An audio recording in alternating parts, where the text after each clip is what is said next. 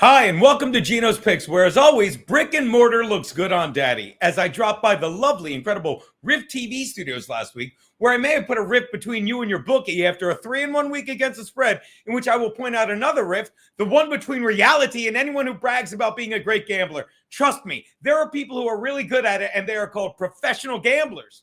And they list it on their tax return as their JOB occupation. Yeah, I have trouble saying the J word, well, two of them, as I do performing it. In any case, if you think I'm going to sit here and brag about a 3-1 week where I hit the back door more than a tranny-loving Utah shooter, that should get us around the algorithm, as the Bengals and Bucks both covered in the final seconds this week, then you're not only as dead as that fuckhead, but as confused as the people that think Israel wasn't involved. Yeah, and when I say Israel, I mean the country. Not all of the Jews that are watching here, because they love the free money daddy is giving away as much as I love them. After my 3-1 week brought me to 5-3 on the year, 63% against the Vegas spread. So sit back for 4 more winners that will make the word free as synonymous with money as it is with Palestine. Of course, here at Geno's Picks, we're throwing money off rooftops, not gays. That said, let's get to the picks. My first pick, the Commanders are giving 3 and a hook to the Raiders in D.C.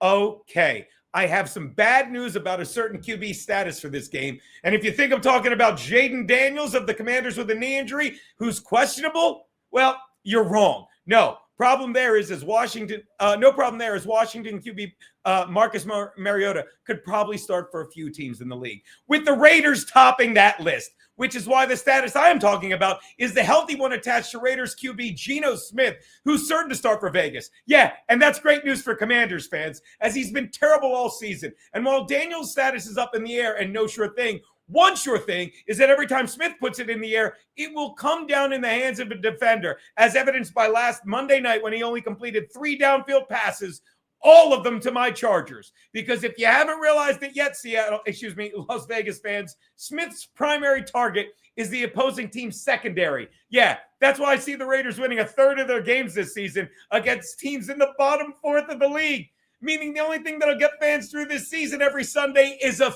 5th. Count on the Commanders in this one. I'll take them, and I'll lay the points. My next pick, the Rams are getting 3 and hook from the Eagles in Philly. Hey, I'm not sure if you noticed last week, but the Eagles for the second straight week came within 1 drop pass of losing the game. Week 1 saw C.D. Lamb sacrifice, little stuff for the Christians, the game as he missed a pass that was a sure go-ahead score for the Cowboys. And this past Sunday, it was Travis Kelce generously tossing his go-ahead TD back to the Eagles. Aside from that, the Eagles have done little to impress me on offense, beating up on a weak Dallas defense after the Micah drop, and struggling against a far more legit defense in Kansas City. I'm not sure if you noticed this as well, but in the past 2 games, Jalen Hurts has completed just 34 of 55 passes, and he's averaging 7.5 yards of completion, which isn't much. But if we do a little more SPELLING math, we realize that when you factor in the incompletions, he's averaging just 4.6 yards every drop back. And now he faces a Rams team that was doing just fine against the Birds back in January in the NFC Championship game and came within a late snowstorm of beating them. And Jalen Carter blowing away. It's going to snow this Sunday in Philly? No. But the forecast does call for pain if you think this is a Birds blowout. Give me the Rams and the 3 and a hook I'm getting. It's a big hook, Captain. My next pick, the Seahawks are giving us TD to the Saints in South Alaska. Jesus.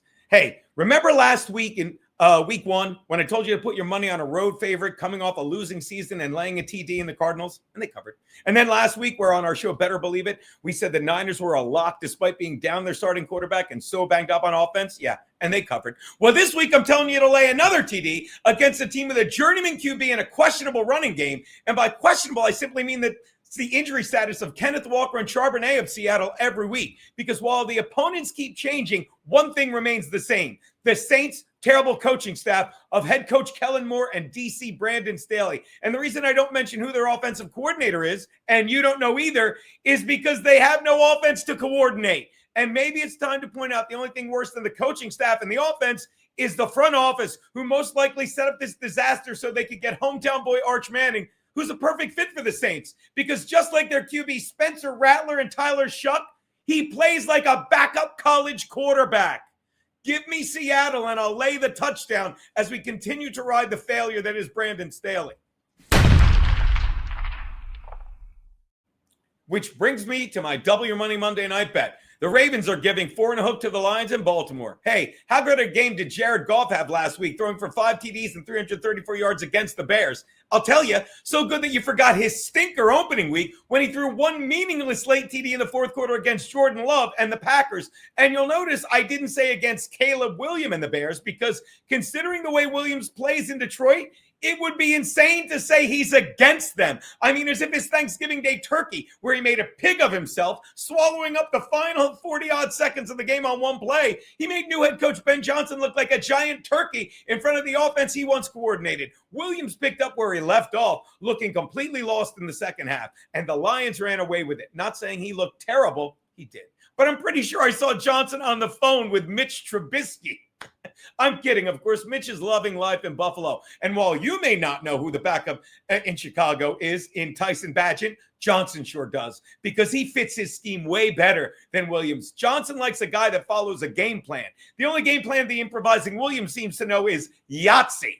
Jesus Christ. Lamar and the Ravens are 24-2 against the NFC. Don't expect to improve on that win total in week 8 when they play the Bears, because by then they will be an XFL team. But expect them to make it 25 wins Monday night. Give me Baltimore and I'll lay the 4.5.